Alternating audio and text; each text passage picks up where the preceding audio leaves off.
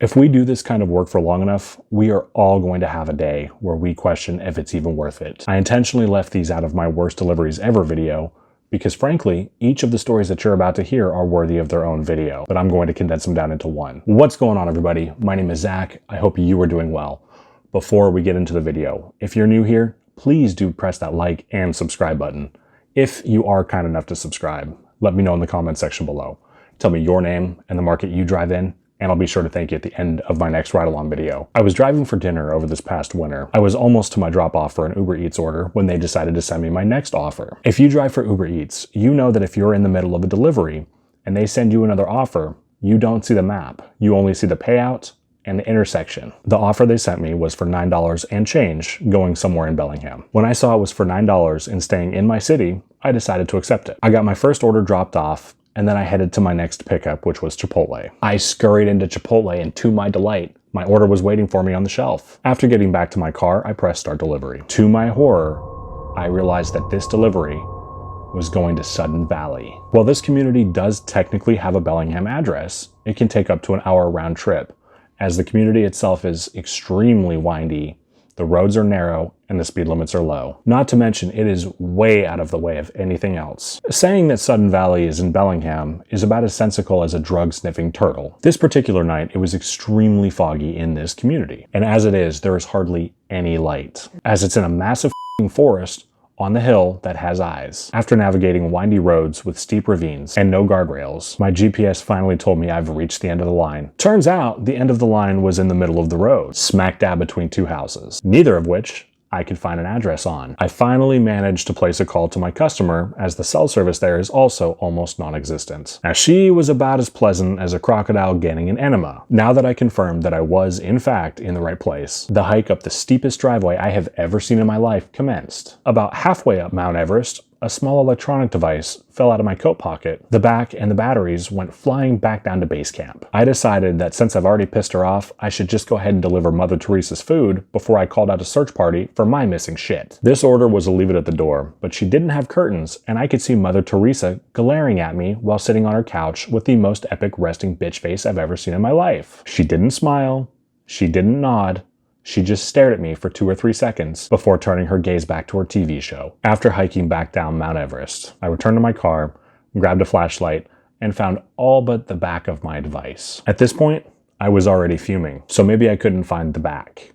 But I did find comfort in the thought that she might find it in one of her tires. To be treated less than human when I had literally risked my life to get her Chipotle didn't sit too well with me. After returning to actual Bellingham, I took a look at the trip summary, only to realize that $7 of the $9 was base pay. I was out an hour of my time in the back to an expensive electronic device, all for less than minimum wage, and no thanks whatsoever. I turned off all of my apps and went home for the night, and seriously contemplating never doing it again. I asked myself, if they don't even appreciate me, why am I even doing this? Number 2, here in the Northwest, over this past summer, we had a record-breaking heat wave. Areas in my county reached temperatures of 115 degrees. Now that's hot anywhere, but that is unheard of for the Northwest. I had a flight early the next morning to go and visit my dad in Illinois, so I was out one last time trying to earn a little extra vacation money. And let me tell you, with the extreme temperatures, being in a car that the air conditioning wasn't working was not very fun. That particular day, all of the apps were extremely busy.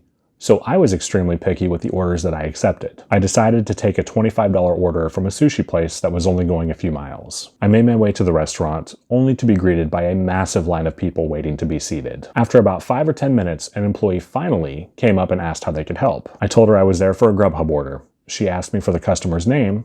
I told her, and she ran off to go check. After about 20 minutes of not seeing her come back, I start to get annoyed. A few minutes later, a different employee came up and asked how she could help. Again, I explained I was there for a Grubhub order and gave them the name. She said she'd go check on it. About another 10 minutes passes, and a third employee approaches me and asks how they can help. At this point, I was mad. I said, "You are the third person who's asked how they can help me. I'm still waiting for a Grubhub order and have been for 40 minutes. She too got the name and went and checked on the order. A couple of moments later, she returned and told me that they had their tablets off and that if I wanted to wait, it was going to be about another hour. I did say I realize it's not your fault, but I did tell her she was the third person to ask me why I was there, yet the first person to tell me I was wasting my time. Then I may or may not have stormed out like a Karen getting kicked off a flight. I turned off my apps, went on vacation, and didn't return to that restaurant for months. And still to this day, I avoid that place whenever possible unless that dollar amount makes me go, wow. This one was a DoorDash order over this last summer. After several previous problems with this restaurant, I was very apprehensive to take the order, but the dollar amount was right and the miles were low, so I decided to give it a go. I get to the restaurant and my order was ready. Well, kind of. But we'll get to that. I'm in the habit of checking what the customer ordered every time so I don't accidentally miss a drink. I noticed that they ordered 2 of the same entree, but I could only see 1 styrofoam container in the plastic bag. I got the owner's attention and told her that they had ordered 2 of the same entree and not 1, and pointed to the plastic bag. She assured me that that was the entire order in the bag and that I was good to go. Now, this did not sit well with me, but I figured it's not out of the realm of possibility that the customer could have requested that they put both entrees in the same styrofoam container. We can't see the restaurant's instructions, so I decided not to press the issue any further. I left the restaurant feeling quite uncertain about my decision. I made it to the customer's house and I got the order dropped off and then drove away. Within 2 or 3 minutes of me leaving the customer's house, I got the text. It said, "You only picked up half of my order." She went on to say that she had called the restaurant and they told her she needed to contact DoorDash as I had forgotten to grab half of the order. I told her I did in fact notice that there was only 1 to-go container in the bag and verified it with the owner, but she assured me that everything was there. Now, if this were a sealed bag that I couldn't see through, I would have been completely hands-off at this point. It wouldn't have been my responsibility any further. However, because I knew she was telling the truth, I asked her if she wanted me to go back to the restaurant to get the missing entree, or if she wanted me to contact DoorDash on her behalf. She opted for a refund, and I apologized profusely. It's worth mentioning that this restaurant also shorted me an entree when I was a to-go customer once, and I've heard many other drivers talk about bad experiences at this restaurant as well. This one gets a rage scale of 9 because the restaurant didn't take ownership and threw me under the fucking bus when I did in fact verify. All right, this brings us to our last one. Before we get into this, I have 2 quick disclaimers about this story. Number 1, this has absolutely nothing to do with this person's religious beliefs and everything to do with their actions. And number 2, if you're a driver in my market, you're probably gonna know which restaurant I'm talking about, and I respectfully ask that you do not say the name of it in the comments section. I am not trying to ruin anybody's livelihood. I've had bad experiences at this restaurant on all 3 apps that I drive for, but this specific one was an Uber Eats order. This particular day, I happened to be wearing a shirt that says, "Make beer, not war." Is it the most professional shirt in the world? No. Is it offensive? No. Is it awesome as fuck?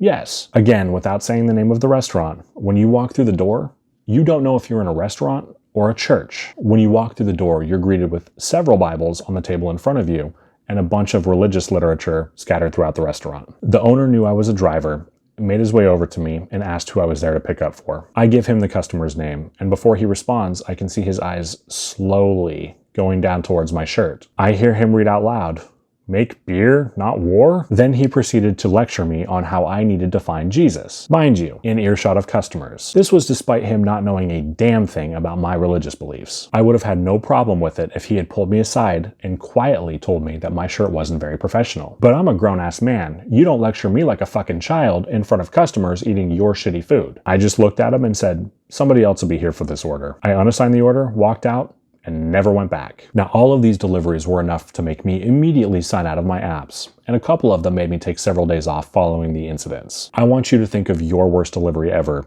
and think about what that person did to make you feel the way you felt. Make sure you never do that to anyone else. We're all human beings, and we all deserve respect. As my great-grandma used to say, you can learn something from everybody, even if it's what not to do. I want to hear from you guys in the comments section below. Tell me your worst delivery ever. If you haven't done so yet, please do give this video a like. And if you're not subscribed to my channel, this is the perfect time for you to go ahead and do that. If you are kind enough to subscribe, let me know in the comment section below. Tell me your name and the market you drive in, and I'll be sure to thank you at the end of my next ride-along video. My name is Zach. Take care.